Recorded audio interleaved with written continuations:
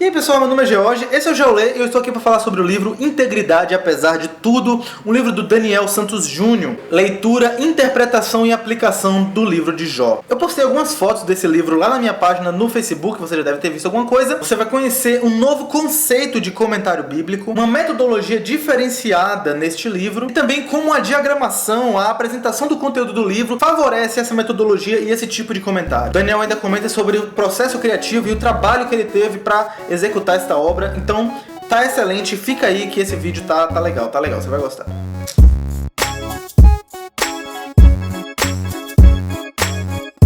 Olá amigos, meu nome é George, esse é o Geolê e eu estou aqui com o reverendo Daniel Santos. Estamos aqui para conversar um pouco sobre o seu lançamento, o novo livro Integridade Apesar de Tudo. Um comentário do livro de Jó, né? E não só um comentário, um pouco mais. É isso que nós vamos ver aqui hoje, né? Então, pastor, esse livro, ele é um comentário do livro de Jó? Olha, a proposta desse livro, como eu já fiz uma propaganda anterior, é lançar um novo conceito em comentário. A ideia por detrás desse conceito é que o livro ele é escrito mais visando ao leitor e não a quem está escrevendo. Então, poucas palavras, esse é o diferencial daquilo que eu chamo de comentário. Algumas pessoas que vão folhear o livro vão falar, não, isso aqui não é um comentário. É um comentário diferente, então. É um comentário diferente.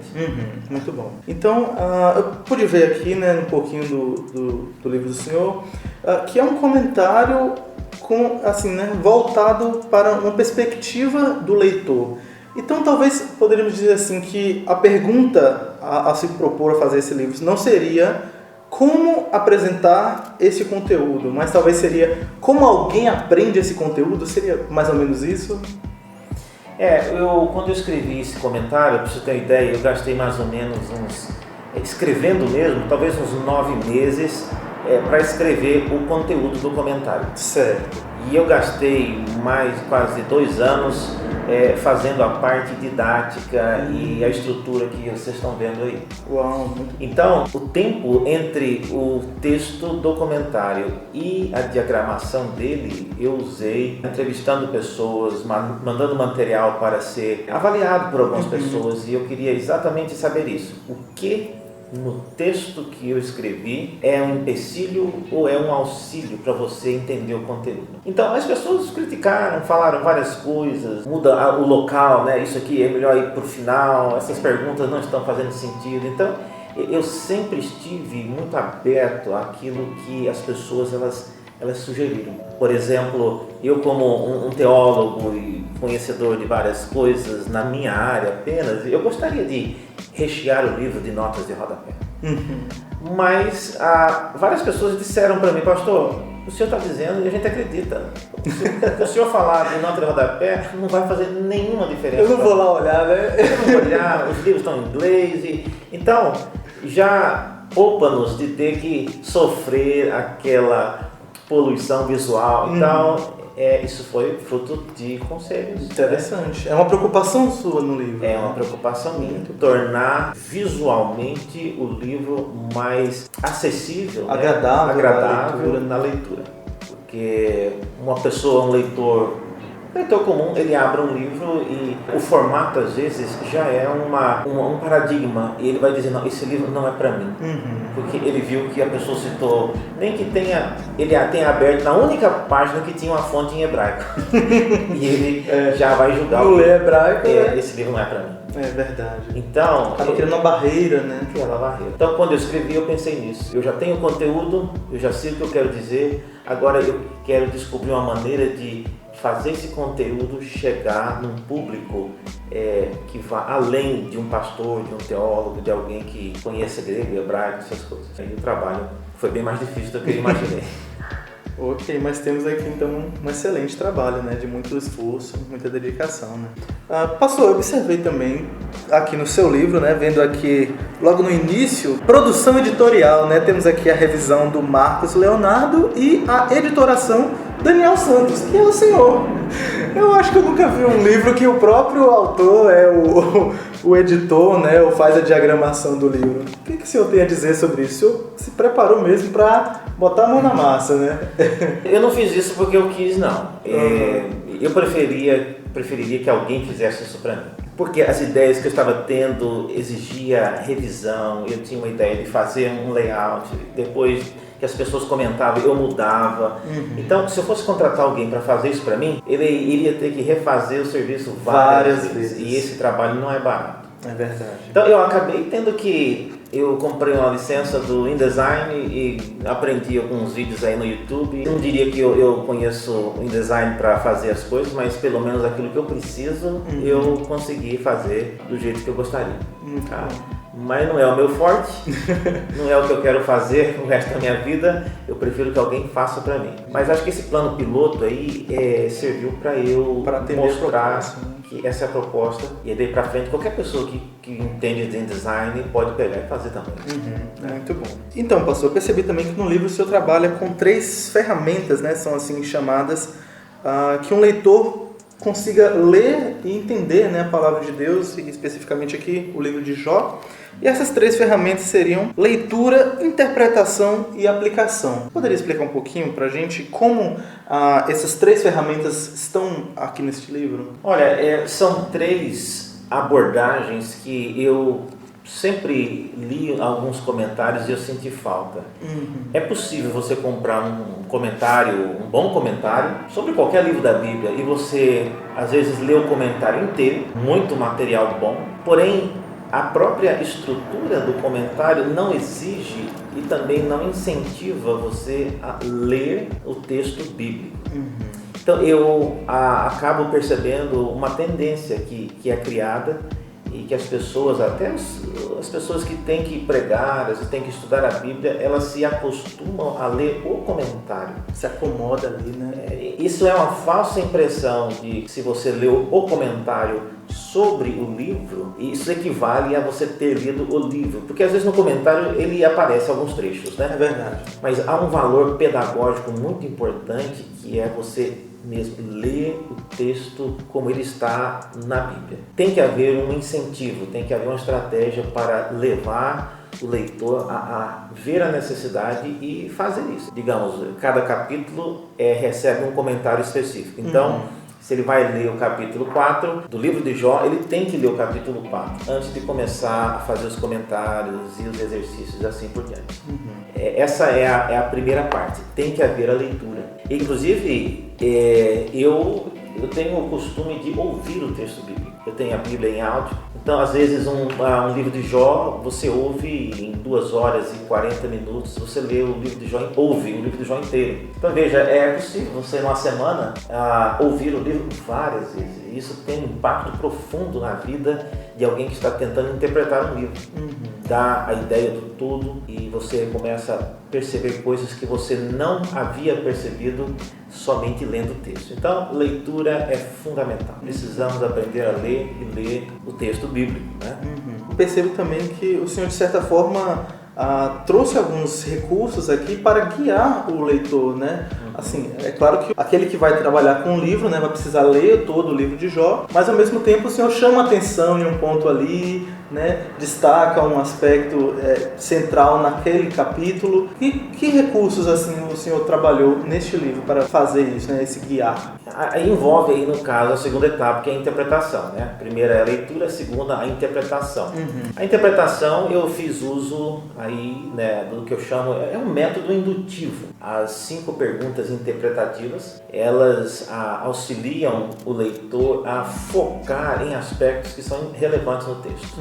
No passado, nos anos 70, já teve muitos trabalhos chamados estudos indutivos nos livros da Bíblia. E foi muito criticado porque eles eram taxados como muito superficiais, e aí o resultado foi que eles abandonaram esses estudos indutivos. Geralmente eram livretos com no máximo umas 40 páginas, basicamente com perguntas e espaços para responder. Então, isso não foi muito bem, não foi dado prosseguimento. Eu diria que o estudo indutivo, ele é uma ferramenta. Quem usa o estudo indutivo, ele precisa dominar o conteúdo, e aí é que a diferença ela aparece. Se a pessoa que está fazendo uso do estudo indutivo domina bem o conteúdo do livro, Aí as perguntas que ele vai fazer, elas irão induzir o leitor em aspectos que são realmente relevantes. Importantes para entender o texto. Isso. Quem não domina o conteúdo do livro bíblico, ele pode fazer uma leitura rápida e simular algumas perguntas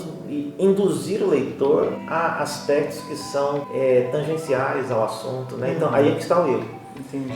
Eu diria que em algumas experiências no passado isso aconteceu e as pessoas já desacreditaram por completo do método indutivo. Mas eu acho que é uma ferramenta boa, é uma ferramenta que desperta a curiosidade. Eu sou muito ligado, eu coleciono boas perguntas. Eu acredito que uma boa pergunta, ela vale mais do que uma hora de fala, né?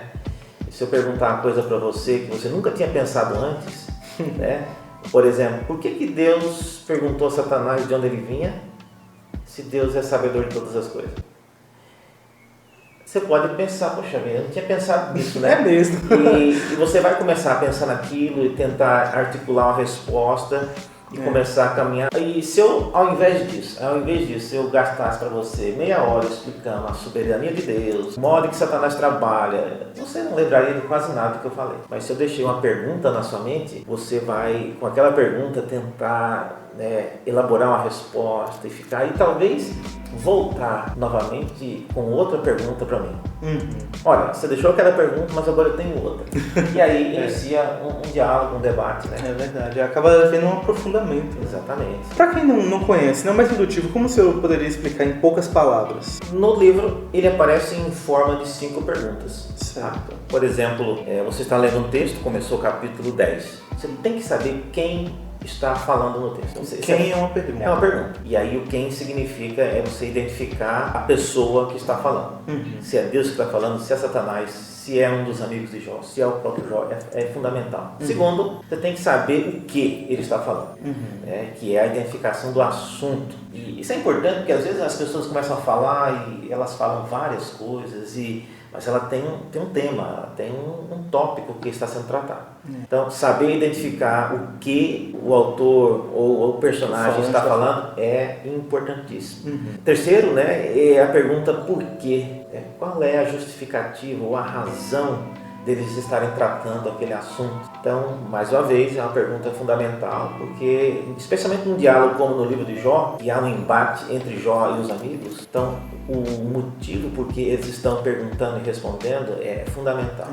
E depois eu trato de 2 perguntas menos relevantes no livro de Jó, mas que às vezes elas têm alguma importância, que é o quando e o onde. Quando aquilo que foi dito aconteceu, quando que o evento aconteceu, e por último, onde.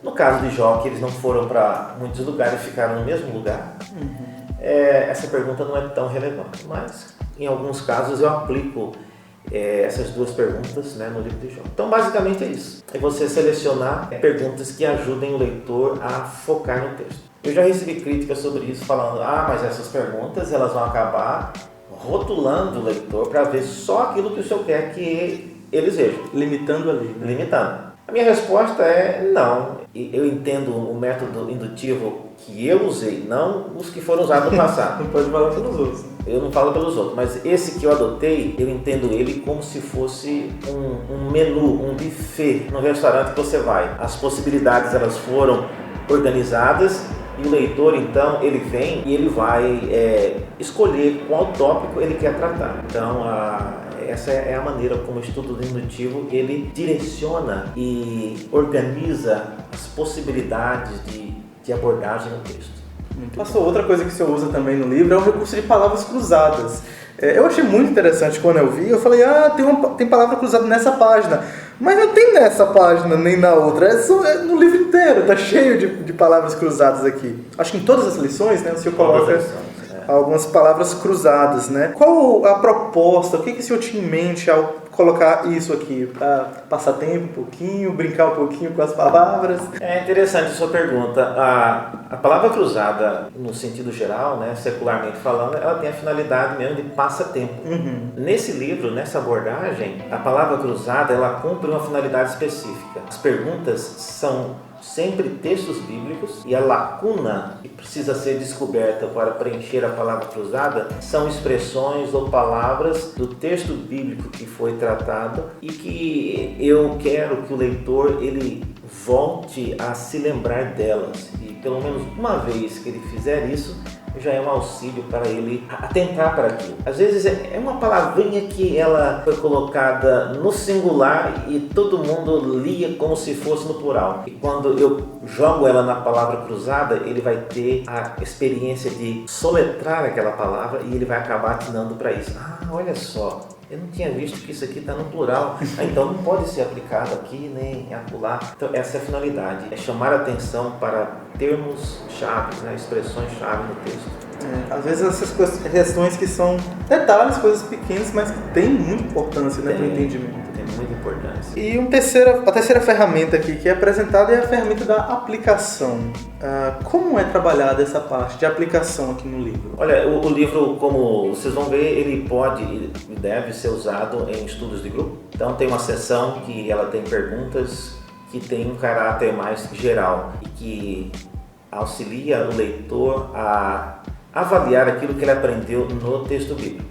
E no final tem o que eu chamo de perguntas para reflexão. Essas perguntas para reflexão, elas são perguntas dirigidas ao leitor. Não são mais perguntas do tipo quais foram as respostas de Jó ao amigo tal e tal. Não, eu quero saber o que é que você acha daquilo que Jó respondeu para a sua esposa ou para Deus. Deus. É uma pergunta dirigida ao leitor. E geralmente, como eu digo, é uma pergunta para reflexão. Isso foi uma coisa que me tomou muito tempo, você elaborar uma pergunta que seja ao mesmo tempo interessante, mas que não seja impossível de responder.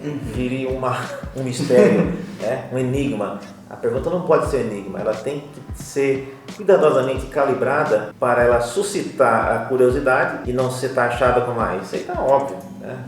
Mas ela também não pode ser muito difícil que desestimule o leitor. Isso aí não tem como responder.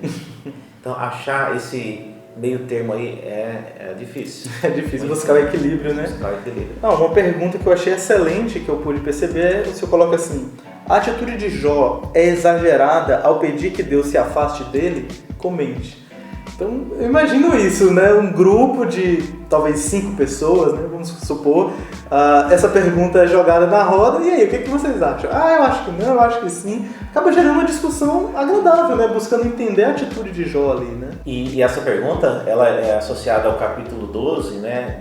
Capítulo 12 de Jó. Então, você vê, eu faço a pergunta como essa, mas o leitor, ele já terá lido o texto bíblico e já terá tido a oportunidade de fazer as perguntas interpretativas, então ele terá um pouco mais de subsídio num grupo de estudo de não ficar falando muita coisa que é totalmente fora, né? Exatamente. Então a pergunta, será que Jó foi exagerado?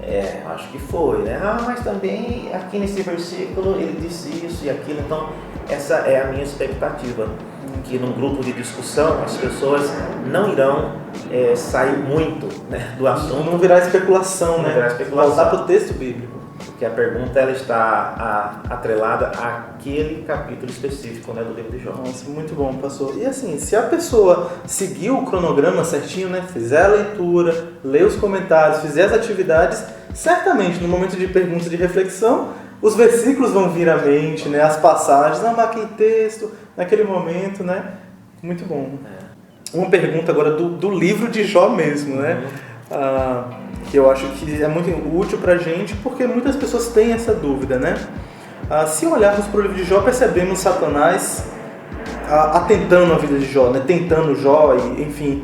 Por que Satanás foi se preocupar com isso? Foi até Deus? Por que Satanás foi querer mexer na vida de Jó? O que acontece? Por que isso acontece? É interessante a sua pergunta, e eu tenho ouvido essa pergunta ao redor do Brasil, por onde eu vou, e várias pessoas têm essa dúvida. E talvez um diferencial desse livro, eu não sei se as pessoas vão gostar ou não, mas eu adoto a posição de que Satanás ele não queria fazer nada com Jó. A ideia de testar Jó, de provar Jó, veio do próprio Deus. Satanás ele chegou lá na reunião, quietinho, não falou nada, não pediu a palavra, ele estava na dele. Não pediu a palavra. Não. Quem foi até Satanás para perguntar, você viu cometindo do meu servo Jó foi Deus.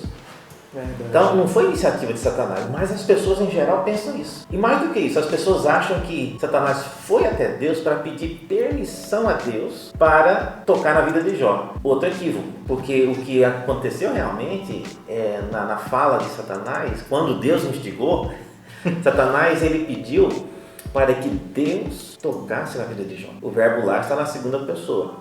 Né? Estende tu, né, a mão e toca nele. Então, Satanás não está pedindo permissão para tocar, ele quer que Deus toque na vida de Jó. E por aí vai. O livro então trata, dando esse novo enfoque, não é para tirar a culpa de Satanás, não. Ele já tem culpa que sobra. Ele já está inclusive condenado. É verdade, a gente não tem que culpar ele. Não precisa culpá-lo com mais coisas. Mas a gente tem que ser fiel ao discurso. O discurso apresentou Satanás não como alguém que estava lá insistindo na porta de Deus, deixa eu testar Jó. Não, ele não estava querendo nada disso. Nem na primeira vez e nem na segunda. Na segunda vez, ele simplesmente chegou novamente no encontro lá, que no livro explica o que é o encontro, né, dos filhos de Deus com Satanás, e ele ficou na dele. Chegou, sentou e não fez uma pergunta. Não pediu a palavra? Não. Foi Deus quem dirigiu a palavra. Uau. E começou novamente o diálogo, né? Observasse meu servo Jó, né? E aí começa a mesma rodada de perguntas. Então, eu acho que isso é uma abordagem que as pessoas precisam reler. E aí o que eu percebo é o seguinte: a maioria dessas perguntas, na minha opinião, são geradas por uma leitura, eu diria, viciada do texto de Jó. As pessoas já leem a história com algum pressuposto de que Satanás precisa pedir permissão. Sim, precisa. Mas nesse texto, esse não é o assunto. De que Deus é soberano. Mas no texto aqui, esse não é o assunto. Então, o livro ele desafia o leitor a deixar de lado os seus pressupostos e tentar ler o livro de Jó novamente do zero, né? Sem as pré-concepções de que alguém estava errado, alguém estava certo. Né? Vamos começar do zero, vamos ler o texto bíblico, ver o que ele tem a dizer e aí a gente tira as nossas conclusões. Muito bom. E excelente que, como o senhor se propôs a fazer neste livro, né? Não é apenas com a sua argumentação, mas é mostrando o texto bíblico. Se atente com o texto bíblico. Olha esse texto, né? Viste meu servo Jó? A pergunta quem? Quem é que falou isso? Quem falou isso? Foi Deus, né? Então isso aí já ajuda a entender, a interpretar. Muito exatamente, bom. É isso. Então, pastor, excelente o seu livro, fiquei muito curioso. Agora, conversando contigo, fiquei mais ainda, quero fazer todas as palavras cruzadas aqui. Mas haverá outros livros como esse? O senhor tem planos, né? Acabou de lançar o primeiro, já estou perguntando de outros, né? Mas, assim, sempre há um interesse, né? De que seja publicado mais materiais como esse. O senhor tem interesse? Eu já tenho... O conteúdo do comentário de Êxodo já está pronto. Eu só preciso fazer agora... né, essa adequação nessa metodologia. Muito bom. Que, como eu te falei, leva mais tempo. Leva mais tempo. Você gerar as perguntas de reflexão pessoal levam tempo. E eu também tenho o Provérbios de 1 a 9, né, que é o trecho de Provérbios que tem coisas mais longas. Então, na sequência, talvez seria isso. O próximo livro vai ser em Êxodo e o próximo em Provérbios. Uau, boas expectativas aí. Então, pastor, o livro ele é feito, né, como o senhor comentou, voltado para estudos de grupo. Inclusive está aqui na capa, né? Inclui exercícios para estudos em grupos. Então, um leitor individualmente, pessoalmente, no seu particular, não tiraria tanto proveito ou é também possível aproveitar bastante pessoalmente? Não, é possível e é necessário. Inclusive aqui na página 13 eu coloco 3 possibilidades para a utilização e uma delas é o estudo individual. Individual, grupo e treinamento. Isso. Mesmo porque se você, por exemplo, é um líder de grupo, você vai ter que estudar individualmente. É verdade. Você não vai poder estudar na hora que você estiver reunindo com o grupo. É verdade. Então o líder ele vai ter que estudar individualmente e poder responder ele mesmo essas perguntas para que depois ele vá até o grupo e consiga liderar. Não está dito aí em algumas partes do livro que eu tenho um blog e nesse blog tem um fórum e a ideia é que se você é um líder de grupo, você está na lição, digamos, na lição 41 e tem uma pergunta que ninguém no grupo conseguiu responder, o líder também não conseguiu responder, e aí você pode ir no blog e lá tem um local para você fazer uma pergunta. Olha, pergunta 5 na página 200, tá impossível de responder. Como é que o senhor responde? Nosso grupo não achou a resposta. E aí eu vou responder e vou postar e deixar lá, porque depois outras pessoas podem ter a mesma dúvida e aí eles podem ir e verificar e olha aqui, interagir, né? Interagir. Legal. Eu também tive essa dúvida, então essa é a finalidade. Muito bom, vamos mover o país com esse livro. Todos os grupos juntos aí, muito bom, pastor, muito bom. E assim, para concluir, o senhor teria algum comentário, algum destaque, algo que a gente não comentou aqui, que o senhor gostaria de destacar? Sim, 2 coisas finais. Primeiro, eu já recebi algumas perguntas dizendo, olha, você não citou nenhuma nota de rodapé. Tudo que tem no livro é da sua cabeça? Não. No final aqui, se vocês olharem, tem uma bibliografia, mas por questões pedagógicas eu resolvi não usá-las no texto, mas quando elas aparecem da seguinte forma. No comentário às vezes eu falo, olha, alguns comentaristas pensam assim e assim, então é essa hora que eu, se tivesse escrevendo um comentário para teólogos, eu colocaria a nota. Mas como eu não tô, esse não é o meu público, não é a proposta, não é a proposta do livro, então eu coloco lá. Se você for no final, você verá os livros que têm me ajudado nessa direção. Essa é a primeira coisa. A segunda coisa que eu diria é que é parte desse projeto inicial de lançamento dessa ideia. Eu estou disposto e aberto para agendar treinamentos nas igrejas ao redor do Brasil. Então, se você tiver um grupo, olha, nós queremos reunir aqui, sei lá, 40 professores de escola dominical ou líderes de grupos, para que depois eles, tendo um treinamento com o senhor, eles possam treinar outros, eu faria com o maior prazer. Agendando e tendo espaço, eu faria sem qualquer problema. Muito bom. Como seria esse agendamento? Está no site, no meu blog, tem a seção que está lá, agendar. E aí você clica lá, já tem um formulário para você preencher, colocar os dados da sua cidade e tudo, já preparado para você agendar um encontro como esse. Certo? Eu esperava que o livro sairia mais caro, mas ele ficou até barato. Um livro de 330 páginas. É verdade. Então é um desafio, né? Você manter um livro com um preço assim, relativamente barato, para que possa ser utilizado por mais pessoas. Mas mesmo assim, eu ainda entendo que em algumas regiões do Brasil ainda é um preço que não é acessível a todos. Pensando nisso, eu fiz então um resumo de cada lição e postei no meu blog para que a pessoa possa baixar gratuitamente. Uau! Então, vamos dizer que você esteja liderando um grupo, você tem um livro e talvez mais duas pessoas, mas o restante, os outros 20, não tem. Não tem condição de comprar. E não tem condição de comprar e nem você de dar. Existe isso também. E eles podem, então, baixar, ou você baixar, imprimir só mesmo a quantidade necessária. Ou a pessoa pode diretamente no celular, no smartphone, hoje é tão acessível, né? Abrir a página e seguir lá. Certo? Então isso está de forma gratuita, não precisa pagar por nada daquilo, mas eu já antecipo que é um conteúdo abreviado, não tem os comentários, é só mesmo, são as perguntas, o esboço, assim, o esboço e as perguntas interpretativas. Muito bom. Certo? Excelente, pastor. Eu fico muito feliz de ter contato com o senhor, de ver um livro assim, pensado mesmo, preocupado com o aprendizado, né? Aprendizado do texto bíblico, porque uma coisa que eu tenho aprendido, né, que eu gosto de sempre ter em mente é que é necessário ler a Escritura, é necessário ler a Escritura, mas é necessário entender, né? E eu percebo que foi de fato o trabalho do senhor voltado para isso, né? Ler e entender o livro de Jó. Obrigado. Pastor, muito obrigado pela sua presença aqui, sua participação nesse momento aqui em nosso canal. Então é isso, pessoal. Se você tem interesse, né, você ficou muito interessado agora no livro do reverendo Daniel Santos, você confere o link na descrição desse vídeo. Você também vai ter acesso aí a todos os sites, né, o site do pastor, como foi falado, o link para o agendamento. Você confere tudo aí na descrição também. E é isso. Só tenho a dizer isso, que você agora compre, leia e tire bom proveito deste livro. Deus abençoe, pastor. Obrigado.